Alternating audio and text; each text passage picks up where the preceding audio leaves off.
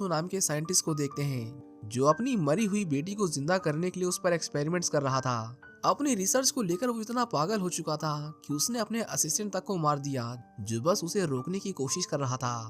यांग अपनी बेटी को इंजेक्शन लगाने ही वाला था कि तभी कुछ लोग दरवाजा तोड़कर उसकी लैब में घुस जाते हैं और उसे समझाते हैं कि इस दवाई से उसकी बेटी ठीक नहीं होगी और अगर वो जिंदा हो भी गई तब भी वो पहले जैसी कभी नहीं रहेगी। पर यांग उन्हें कहता है कि मेरा ये फॉर्मूला काम करता है, मैंने खुद को भी इंजेक्शन लगाया था और देखो मैं तुम्हारे सामने जिंदा खड़ा हूँ। हालांकि डॉक्टर जैसे ही अपनी बेटी को वैक्सीन का डोज देने जाता है मजबूरन पुलिस को उस पर गोली चलानी पड़ती है। उन लोगों ने उसकी सारी दवाइयां अपने कब्जे में कर ली, लेकिन जैसे ही वो उसे अरेस्ट करने जा रहे थे अचानक वहां पर एक हाई मैग्नीट्यूड का भूकंप आया और उनके आसपास की सारी बिल्डिंगें ताश के पत्तों की तरह ढहने लगी। यांग जानता था कि अब वो नहीं बचने वाले, इसलिए वो बिल्डिंग गिरने से पहले अपनी बेटी को वो वैक्सीन लगाना चाहता था। पर वो ऐसा कर पाता उससे पहले ही उसकी बिल्डिंग भी भूकंप की चपेट में आ गई और वो सभी उसके नीचे दबकर मर गए। ये भूकंप कोई मामूली भूकंप नहीं था, इस वजह से पूरी दुनिया बंजर बन गई। अब लोगों के पास पीने के लिए साफ पानी नहीं था और सभी लोग साफ पानी के लिए सिर्फ बारिश पर निर्भर करते थे जो साल साल भर होने का नाम नहीं लेती थी। हम यहाँ किम नाम के लड़के को देखते हैं जो आज शिकार के लिए किसी जानवर की तलाश कर रहा था। अपने कैंप से कुछ दूर आते ही उसे एक क्रोकोडाइल दिखाई दिया जो सूखे की वजह से बाहर निकल आया था। किम ने बिना देर किए उसे तीर मारा और उसके मरने का इंतजार करने लगा। जब कुछ देर बाद उस मगरमच्छ का शरीर हिलना बंद कर देता है तो उसे लगा कि वो मर चुका है। किम धीरे धीरे उसके पास जाता है, लेकिन जैसे ही उस मगरमच्छ को उसकी आहट महसूस हुई उसने उस पर हमला कर दिया। किम अपनी जान बचाने के लिए कार में जाकर छुप जाता है, पर वो मगरमच्छ उसका इतनी आसानी से पीछा नहीं छोड़ता। वो उसे खाना चाहता था, इसीलिए वो कार की खिड़की तोड़कर अंदर घुसने की कोशिश करता है। किम उसके मुंह का निवाला बनने ही वाला था कि तभी वहाँ उसका दोस्त डैनियल आता है जो उस मगरमच्छ की पूंछ पकड़कर उसे कार से बाहर निकालता है और अपनी तलवार से उस मगरमच्छ का सर काटकर उसे मार डालता है। किम और डैनियल जो भूकंप से पहले एक दूसरे को जानते भी नहीं थे, अब वो एक दूसरे के अच्छे दोस्त बन गए थे और उन्हें खाने के लिए जो भी मिलता था वो उसे आपस में बांट लेते थे। इसके बाद हम हान सूना नाम की लड़की को देखते हैं जो अपनी दादी के साथ कैंप में रहती थी। जब से भूकंप आया था तब से उनकी जिंदगी काफी बदल गई थी। सू की दादी को लगता था कि लोगों में इंसानियत अभी भी जिंदा है और ये मुश्किल वक्त जल्दी कट जाएगा, लेकिन सू को कभी ऐसा नहीं लगा कि सब कुछ ठीक होने वाला है, क्योंकि उसने पिछले कुछ सालों में इंसानों को जानवर बनते हुए देखा था। लोगों ने अपनी भूख मिटाने के लिए मरे हुए इंसानों को ही खाना शुरू कर दिया था और जो लोग ऐसा नहीं कर रहे थे वो भी धीरे धीरे क्रिमिनल्स बनते जा रहे थे। उसे तो अब याद भी नहीं है कि भूकंप से पहले की दुनिया कैसी थी।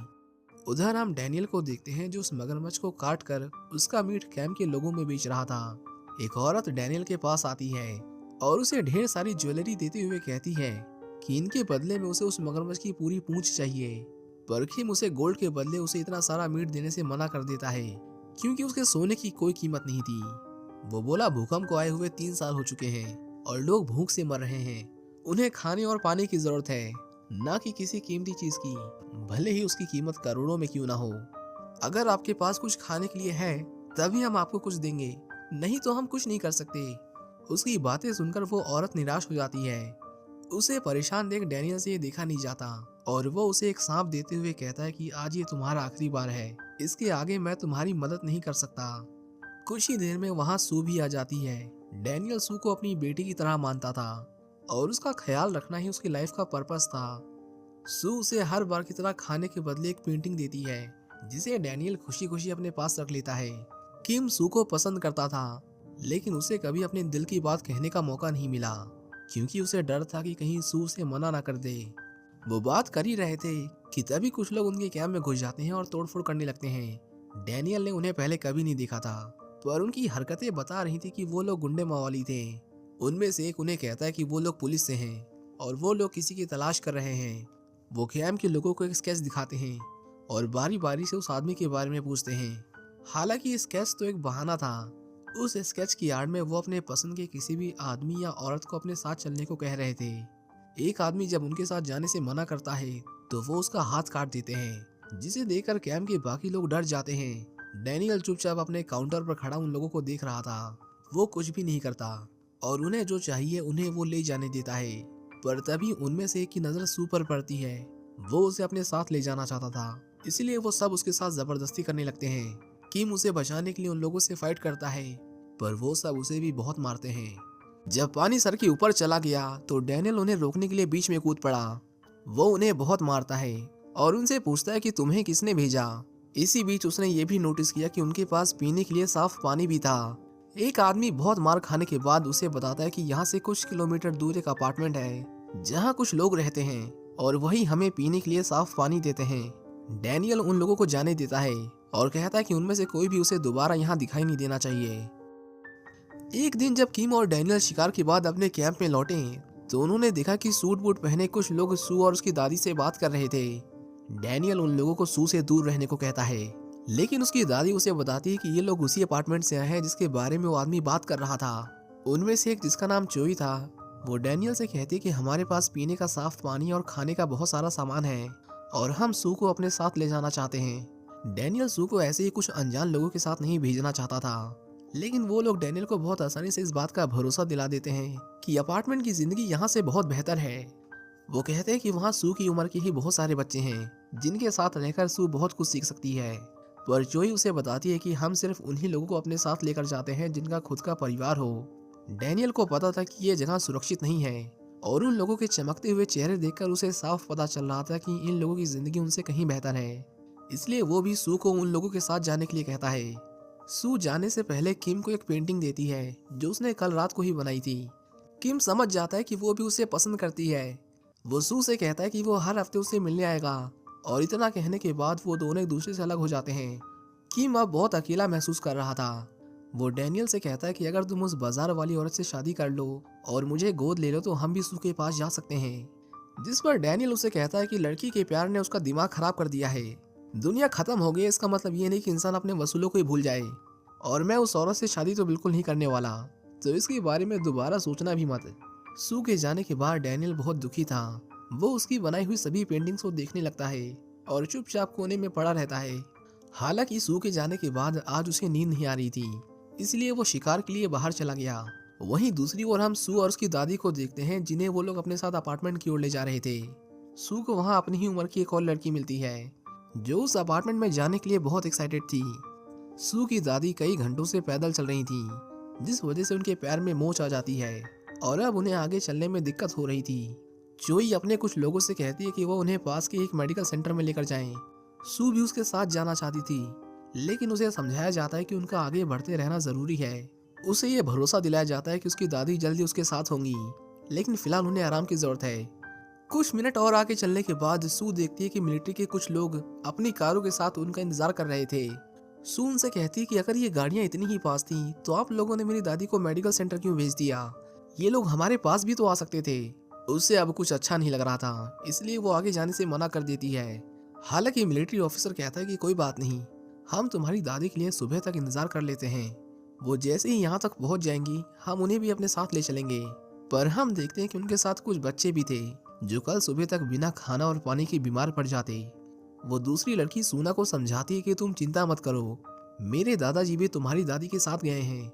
ये लोग उन्हें भी कल अपार्टमेंट में ले आएंगे, लेकिन तब तक हम यहाँ रुक नहीं सकते। सू अपनी दादी के लिए बहुत परेशान हो रही थी, पर वो उन सब लोगों से ज्यादा देर तक नहीं लड़ पाती और उसे मजबूरन अपनी दादी के बिना वहाँ से जाना पड़ता है। वहीं दूसरी ओर वो लोग सू की दादी को मेडिकल सेंटर ले जा रहे थे। काफी दूर तक पैदल चलने के बाद भी उन्हें दूर दूर तक कोई मेडिकल सेंटर नजर नहीं आता। वहाँ तो बस बंजर जमीन और मलबा पड़ा हुआ था। जल्द ही वो एक गहरी खाई के पास पहुंच गए, जहां वो उस बुजुर्ग आदमी को धक्का देकर मार डालते हैं। इत्तेफाक से किम भी उसी जगह पर शिकार की तलाश कर रहा था, जो ये सब होते हुए देख लेता है। उसने दादी को बचाने की कोशिश की, पर वो लोग उन्हें भी मार डालते हैं। सबूत मिटाने के लिए वो किम पर भी हमला करते हैं, लेकिन ऐन मौके पर डैनियल उसे बचा लेता है। उन लोगों ने 2 बूढ़े और लाचार लोगों का खून किया था, इसलिए डैनियल भी उन्हें मारने से पहले उन पर जरा भी रहम नहीं करता। हालांकि जल्द ही कुछ ऐसा होता है जिसे देखकर उनके पैरों तले जमीन खिसक जाती है। वो देखते हैं कि ये लोग मरने के बाद भी जिंदा थे और उनकी चोटें भी बहुत जल्दी ठीक हो रही थी। दोनों उन लोगों को मारने की पूरी कोशिश करते हैं, पर उन्हें मार पाना लगभग नामुमकिन था। जल्द ही वो कमजोर पड़ने लगे, पर इससे पहले कि वो दोनों उनके हाथों मारे जाते, अचानक वहाँ एक लड़की आ जाती है जो इन सुपर ह्यूमन से लड़ने में उनकी मदद करती है। वो कहती है कि अगर इन्हें मारना है तो उनके सर को उनकी बॉडी से अलग करना होगा। जिसके बाद वो बिल्कुल ऐसा ही करते हैं और जल्द ही एक एक कर उन्होंने सबको ठिकाने लगा दिया। लड़की उन्हें बताती है कि उसका नाम ली यून हो है और वो एक आर्मी ऑफिसर है। जिस दिन भूकंप आया था उस दिन वो और उसके साथ के कुछ ऑफिसर्स ही थे जो जिंदा बच गए थे। उन्होंने कई महीनों तक बचे हुए लोगों को रेस्क्यू किया, लेकिन उन सभी के लिए रहने के लिए छत और खाने के लिए खाना ढूंढना उनकी सबसे बड़ी चुनौती थी। कई दिनों तक इधर उधर भटकने के बाद उन्हें आखिरकार ऐसी जगह मिली गई जहाँ पीने के लिए पानी बचा हुआ था। उन्हें रहने के लिए एक बिल्डिंग भी मिल गई थी और पूरे शहर में वही इकलौती बिल्डिंग थी जो इतने बड़े भूकंप के बाद भी अपने पैरों पर खड़ी थी। हम लोगों ने मिलकर उस जगह को फिर से रहने लायक बनाया और सभी धीरे धीरे अपने जीवन में सुधार लाने की पूरी कोशिश कर ही रहे थे कि तभी एक दिन वहाँ एक आदमी आया। पता चला कि यह आदमी कोई और नहीं बल्कि डॉक्टर यांग जीसू था, जिसने पता नहीं कैसे परिस अर्थक्वेक को सरवाइव कर लिया और एक दिन खाने और पानी की तलाश में चलते चलते उस अपार्टमेंट तक पहुंच गया। ली कहती है कि वो आदमी एक डॉक्टर था और हमें एक डॉक्टर की बहुत जरूरत थी, इसलिए हमने उसे भी अपने परिवार का हिस्सा बना लिया। यांग शुरुआत में तो अच्छे से पेश आ रहा था, लेकिन उसके आने के बाद बच्चे अचानक गायब होने लगे। मुझे जब उस पर शक हुआ तो एक दिन मैं उसके पास गई और उससे गायब हुए बच्चों के बारे में पूछा। तब उसे पता चला कि वो हमारे पीठ पीछे इंसानों पर एक्सपेरिमेंट्स कर रहा था। पता चलता है कि यांग ने अपनी बेटी को जिंदा करने के लिए जो वैक्सीन बनाई थी वो कोई आम वैक्सीन नहीं थी। उस इंजेक्शन की वजह से ही वो उस बिल्डिंग में महीनों तक फंसा रहने के बाद भी जिंदा बच गया। वो ली को बताता है कि उसकी यही दवाई इंसानों का भविष्य है, पर उसे कुछ समझ नहीं आ रहा था। जिसके बाद वॉन नाम का एक ऑफिसर डॉक्टर यांग की मेडिसिन का नमूना दिखाने के लिए एक दूसरे ऑफिसर को उसकी आंखों के सामने गोली मार देता है। लगा जैसे वो मर गया, पर वो ऑफिसर गोली लगने के बाद भी कुछ ही सेकंड्स में फिर से ठीक हो जाता है। सभी मिलकर ली को समझाने की कोशिश कर रहे थे कि डॉक्टर यांग उनके लिए एक भगवान है और अब उनकी वजह से हम बिना खाना और पानी के महीनों तक जिंदा रह सकते हैं। लेकिन ली को सिर्फ उन बच्चों की परवाह थी जो डॉक्टर के आने के बाद गायब हो गए थे। वो समझ गई थी कि उसकी इस दवाई की कीमत कहीं ना कहीं उन बच्चों को चुकानी पड़ रही थी। वो इसके बारे में सभी को चेतावनी देना चाहती थी, लेकिन वॉन उसे शूट कर देता है, जिसके बाद ली को अपनी जान बचाकर वहां से भागना पड़ा। उस दिन से वो उन लोगों से भाग ही रही है और अब तो उन्हें रोकना और भी मुश्किल हो गया है। डैनियल समझ गया था कि सू की जान भी खतरे में है और अब वो किसी पर भरोसा नहीं कर सकता। दूसरी तरफ हम देखते हैं कि सू और उसके साथ आए हुए बाकी लोगों का स्वागत किया जाता है। डॉक्टर यांग उन्हें बताता है कि उनके पास उन्हें देने के लिए बहुत कुछ है और यहाँ पर वो सभी सुरक्षित हैं। यहाँ पर उनकी परमिशन के बिना ना तो कोई अंदर आ सकता है और ना ही कोई बाहर जा सकता है। उन सभी को पीने के लिए साफ पानी की बोतल दी गई, जिसे पाकर वो सभी लोग बहुत खुश थे। लेकिन सूना अभी भी अपनी दादी के बारे में सोच रही थी। चोई उसे बताती है कि वो अभी भी हेल्थ सेंटर में है। बेचारी सू इस बात से बिल्कुल अनजान थी कि उसकी दादी मर चुकी है और ये सब उससे झूठ बोल रहे थे। जल्द ही बच्चों और उनके पेरेंट्स को अलग कर दिया जाता है। बच्चों के माँ बाप पूछते हैं कि हम अपने बच्चों के साथ क्यों नहीं रह सकते, जिस पर चोई कहती है कि ये हमारे यहाँ के नियम हैं जिसे सबको फॉलो करना पड़ता है। इन लोगों ने बच्चों के लिए एक एग्जाम सिस्टम भी बना रखा था। जिस बच्चे के भी एग्जाम में सबसे ज्यादा मार्क्स आते थे उनके पेरेंट्स को मुफ्त का खाना और बाकी लोगों से ज्यादा पानी दिया जाता था। उन्होंने सब कुछ ऐसे प्लान कर रखा था कि उनके पेरेंट्स अपने बच्चों के बारे में सोचना ही छोड़ दें और उनका सारा ध्यान सिर्फ ज्यादा से ज्यादा राशन इकट्ठा करने की ओर हो। हम देखते हैं कि उनके पास सच में बहुत सारा पानी था और उस पानी को फिल्टर करने का काम भी उन बच्चों के पेरेंट्स को करना पड़ता था। उधर ली और डैनियल उन लोगों पर अटैक करने का प्लान बना रहे थे, लेकिन उस अपार्टमेंट के अंदर घुसना इतना भी आसान नहीं था। इसके बाद डैनियल उन लोगों के पास जाता है जिन्होंने उसके कैंप पर हमला किया था। ये लोग गुंडे मवाली थे और अक्सर साफ पानी के लिए उस अपार्टमेंट में उनका आना जाना लगा रहता था। जब डैनियल उनके अड्डे पर पहुंचा तो उसने देखा कि दो गैंग्स आपस में लड़ाई कर रही थी। वो उन्हें लड़ाई रोकने के लिए कहता है क्योंकि उसे उन लोगों से उस अपार्टमेंट के बारे में कुछ सवाल पूछने थे। उस गैंग का बॉस डैनियल से बहुत चिढ़ता था, इसलिए वो अपने लोगों से कहता है कि आपस की लड़ाई छोड़कर सबसे पहले इसे मारो। इसके बाद सब एक साथ उस पर टूट पड़ते हैं। हालांकि इतनी तादाद होने के बाद भी कोई भी डैनियल का बाल भी बांका नहीं कर पाता। उसे बस जानना था कि वो उस अपार्टमेंट में कैसे जाते हैं। जिसके बाद उनका बॉस उसे बताता है कि वो लोग बच्चों और टीनेजर्स के बदले पीने के लिए साफ पानी देते हैं और वही हमें बताते हैं कि हमें इन बच्चों को किस दिन डिलीवर करना है। हम में से कोई भी अपनी से उस बिल्डिंग के आसपास भटकता भी नहीं, क्योंकि बिना परमिशन के अगर उनके भरोसे का आदमी भी वहाँ दिखाई दिया तो वो उस पर भी गोली चलाने से पहले एक बार भी नहीं सोचते हैं। इसी बीच हम देखते हैं कि सू को क्लास के बाकी बच्चों से इंट्रोड्यूस करवाया जाता है। ये बच्चे वहाँ काफी टाइम से थे। सू नोटिस करती है कि उनमें से कोई भी बच्चा उसे देखकर खुश नहीं था। उन्हें देखकर ऐसा लग रहा था कि जैसे वो सभी थके हुए हैं और उन्हें नींद की जरूरत है। चोई उस अपार्टमेंट में एक टीचर थी जिसका काम था बच्चों को डॉक्टर यांग की रिसर्च के बारे में पढ़ाना। पढ़ाते वक्त जब चोई देखती कि सू का क्लास में ध्यान नहीं है तो वो उसे सबके सामने डांटने लगती है। पर सू अब उसके झूठ से तंग आ चुकी थी। वो कहती कि पिछले 2 दिनों से उसने अपनी दादी को नहीं देखा और ऊपर से यहाँ सभी लोग पता नहीं क्यों डॉक्टर यांग की तारीफ ही करते रहते हैं। वो बोली, जहाँ से मैं आई हूँ वहाँ लोगों के पास पिछले 6 महीनों से पीने के लिए पानी नहीं है और यहाँ तुम लोगों के पास इतना पानी है कि तुम उससे नहाते भी हो। अगर डॉक्टर यांग इतने अच्छे आदमी हैं तो वो थोड़ा पानी उन लोगों में क्यों नहीं बांट देते। चोई उसे समझाती कि तुम उन कुछ खास लोगों में से हो जिन्हें जिंदा रहने का हक है और जो लोग बाहर हैं उन्हें जिंदा रहने का कोई हक नहीं, क्योंकि उन्हीं लोगों की वजह से डॉक्टर यांग ने अपनी बेटी को खोया है। कुछ ही देर में वहाँ डॉक्टर यांग भी आ जाता है और वो सू को बताता है कि वो अपनी दादी से जल्दी मिल पाएगी। वो क्या है ना कि पूरी रात खुले आसमान में पैदल चलने की वजह से उनकी तबीयत थोड़ी खराब हो गई थी, इसलिए थोड़ा समय लग रहा है, पर तुम चिंता मत करो, वो जल्दी ठीक हो जाएंगी। यांग उसे पीने के लिए पानी देता है और कहीं ना कहीं वो उसे उस पानी को पीने के लिए फोर्स कर रहा था। सू समझ जाती है कि कुछ तो गड़बड़ है, इसलिए वो उस पानी को नहीं पीती, पर उसके साथ वाली वो लड़की पानी पी लेती है। वो यांग से कहती है कि वो उनके एक्सपेरिमेंट्स में उनका साथ देना चाहती है, जिसके बाद यांग उसे क्लास के बाद अपनी लैब में आने को कहता है। रात में जब सभी बच्चे सो जाते हैं तो सू चुपके से अपने बिस्तर से उठकर डॉक्टर यांग की लैब में जाती है। वहाँ वो देखती है कि यांग पिछले कई सालों से इंसानों पर एक्सपेरिमेंट्स कर रहा था और उसके पास इंसानों के बॉडी पार्ट्स भी थे। उस दूसरी लड़की के पेरेंट्स से वादा किया गया था कि वो शिफ्ट खत्म होने के बाद अपनी बेटी से मिल सकते हैं, लेकिन जब वो काम खत्म होने के बाद एक ऑफिसर से अपनी बेटी से मिलने के लिए कहते हैं तो वो ऑफिसर उन्हें पहचानने से ही मना कर देता है। उन लोगों ने कई दिनों से अपनी बेटी को नहीं देखा था, जिस वजह से उनका सब्र टूट जाता है और वो सभी लोगों के सामने उस ऑफिसर से लड़ने लगते हैं। यांग उनसे मिलने आता है और उनसे वादा करता है कि वो उन्हें उनकी बेटी से जरूर मिलवाएगा, लेकिन वो अपनी बेटी से अभी मिलना चाहते थे। जिसके बाद यांग उन्हें अपने साथ चलने को कहता है। दूसरी ओर सू देखती है कि उसकी दोस्त को उन लोगों ने एक स्ट्रेचर से बांधकर उसके सिर पर एक अजीब सा हेलमेट लगाया हुआ था और उसकी गर्दन से एक पाइप जुड़ा हुआ था जिसमें से एक लिक्विड निकलकर एक बोतल में इकट्ठा हो रहा था। उससे अब समझ आ गया था कि उसकी क्लास के सभी बच्चों की गर्दन पर शार्प कट के निशान क्यों थे। यांग ने उन सभी की बॉडी से एक खास तरह का लिक्विड निकाला था ताकि वो उसे अपनी मेडिसिन बना सके। सू को जब यांग की आवाज आती है तो वो तुरंत ही एक पर्दे के पीछे छुप जाती है।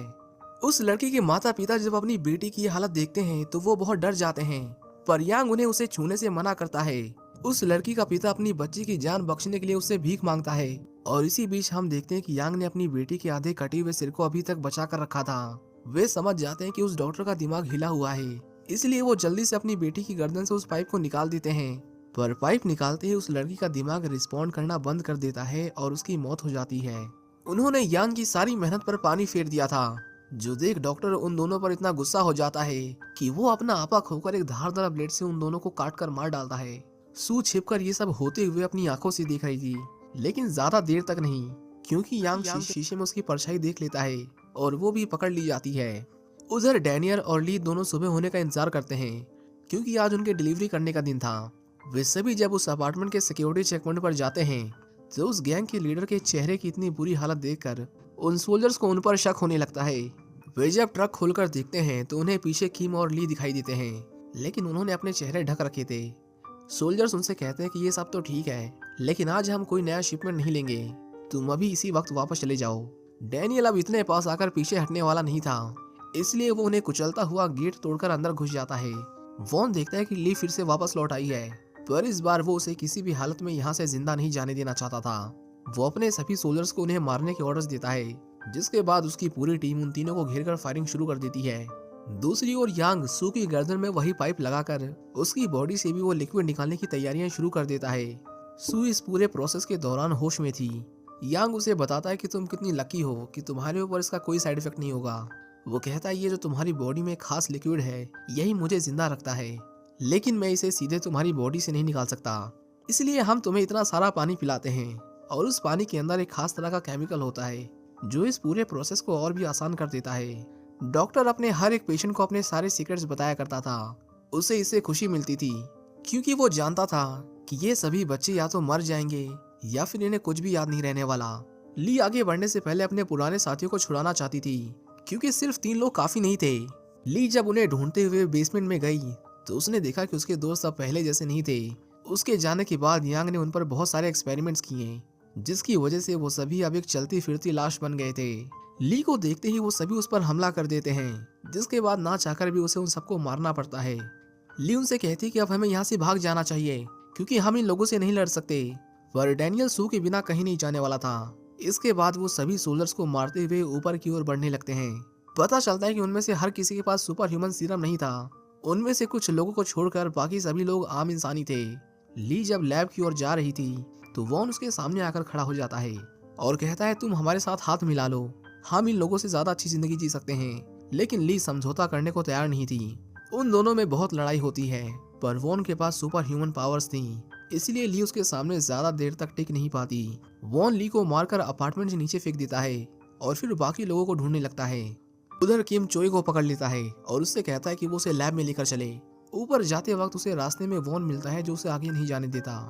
किम उसे चोई को मारने की धमकी देता है, लेकिन वॉन को उसके मरने या जीने से कोई फर्क नहीं पड़ता था, क्योंकि चोई पहले से ही कैंसर पेशेंट थी जो जिंदा रहने के लिए डॉक्टर यांग से मदद की आस लगाए उसके लिए काम कर रही थी। डैनियल भी उसे ढूंढते हुए उसी फ्लोर पर आ जाता है और वो किम से कहता है कि तुम इसे ऊपर लेकर जाओ और सू को बचाओ, तब तक मैं इसे संभालता हूँ। दूसरी तरफ यांग ने सू की बॉडी से उस लिक्विड को निकाल लिया था। सू उससे कहती है कि तुम एक मॉन्स्टर हो, अगर आज तुम्हारी बेटी जिंदा होती तो उसे भी तुम्हें अपना पिता कहने में शर्म आती। ये सुन यांग बहुत गुस्सा हो जाता है। सू अब उसके किसी काम की नहीं थी, इसलिए वो उसे मारने के लिए एक स्कैल्प उठाता है, लेकिन तभी उसकी बॉडी में अचानक से बहुत तेज दर्द होने लगा। यांग जब खुद को आईने में देखता है तो उसे अपने चेहरे पर अपनी मेडिसिन के साइड इफेक्ट दिखाई देते हैं। सू उस पर हंसने लगती है और उसे बताती है कि ये तो होना ही था, क्योंकि तुम लोगों ने मुझे जो पानी दिया था मैंने उसकी एक बूंद भी नहीं पी। यांग को पता था कि ये साइड इफेक्ट्स कितने खतरनाक हैं और ऊपर से उसके पास इसका कोई इलाज भी नहीं था। इसी बीच किम उनकी लैब में पहुंच जाता है और उसे रोकने की कोशिश करता है, पर यांग उसे कहता है कि अपनी गन नीचे रख दो, नहीं तो मैं इस लड़की को मार दूंगा। जिसके बाद किम को अपने हथियार नीचे रखने पड़ते हैं। दूसरी तरफ हम देखते हैं कि वॉन डैनियल को रोकने की अपनी पूरी कोशिश करता है, लेकिन इंसान होने के बाद भी डैनियल बहुत ताकतवर था। दोनों में जबरदस्त फाइट होती है और आखिर में डैनियल वॉन के सिर को उसकी बॉडी से अलग कर उसे मार देता है।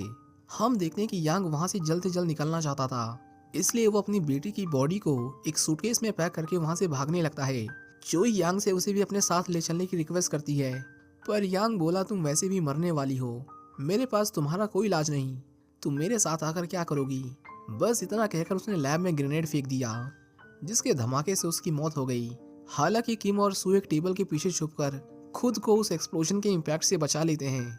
वहीं दूसरी ओर डॉक्टर यांग उस अपार्टमेंट से भागने की कोशिश कर रहा था, लेकिन जैसे ही वो नीचे आता है उन बच्चों के परिवार वाले उसे चारों तरफ से घेर लेते हैं।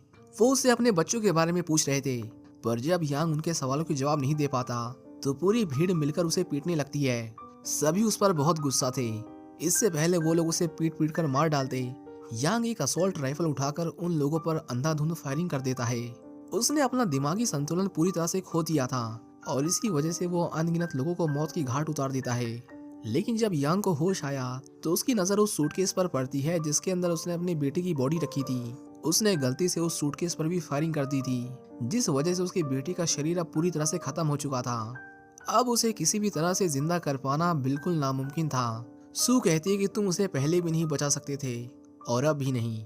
तुमने जो इतने मासूम लोगों के साथ किया ये उसी का फल है। यांग अपनी इस हालत का जिम्मेदार सिर्फ और सिर्फ उसे मानता था, इसलिए वो मरने से पहले सू को भी मारने की कोशिश करता है। लेकिन जैसे ही वो अपनी गन सू की तरफ करता है, डैनियल तुरंत उसे गोली मार देता है और इस तरह उस डॉक्टर का खेल हमेशा के लिए खत्म हो जाता है। आखिर में सू अपनी दादी की कब्र के पास जाती है और वहाँ फूट फूट कर रोने लगती है, क्योंकि उसे पता ही नहीं था कि उन लोगों ने उन्हें मार दिया था।